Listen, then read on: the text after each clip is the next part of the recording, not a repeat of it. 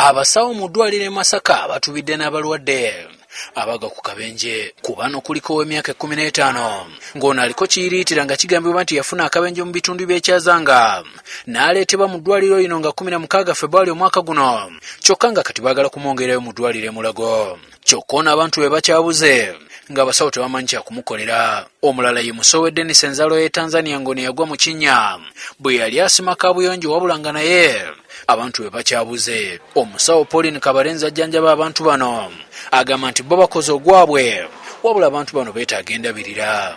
Asking for help so that they can look for his own relatives because he needs some investigations which are to be done.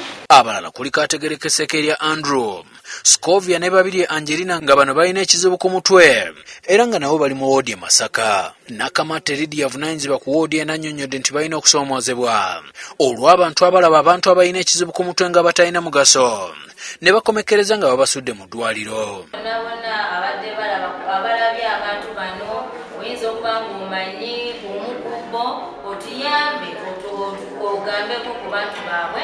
Abamu bamanyi okulowooza nti isiraani wakaaka tugere tukole ki tubyeyambule tubisule mu ddwaliro eddwaliro likole ki litebanabo nedda bano abantu basobola okubeera waka nga bali kuki kuddagala nga bafuna obujjanjabi. Flora Cherimo amyuka akulira abakozi mu ddwaliro e Masaka agamba nti ekizibu kino okusinga kiva ku butakwatagana bulungi na poliisi. Because maybe sometimes the LOCs can tell you this person came from this direction, or this person has been a common person in this area, or even the person belongs to that particular village.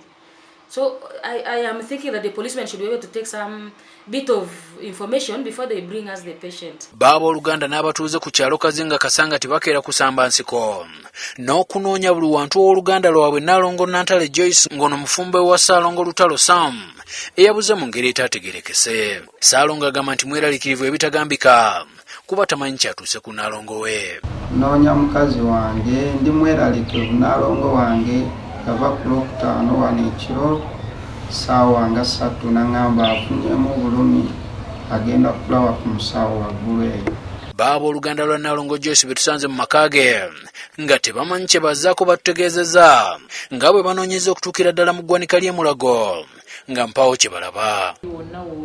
Emitima gitwewanisa obanga gy'oli okyali mulamu oba olina eddwaliro bw'oli nga bakurisiivinze mu ddwaliro eryewala lye tutamanyi kuba tukunoonyeza ekitundu kyonna ekyekasanga ti otubuze. Naye nga nasiiba naye nga bamukudde erinnyo nga n'ekiwundu ali mu mbeera nnungi kuba yagenda n'ew'omuwala neighbor n'agamba nkoyosanirira enviiri mu nsiba ey'emiguwa nga 10. Jacinta Bwanika ne Kyaze Ernest be bakusakidde eggulu erino ku lwa Bukedde TV.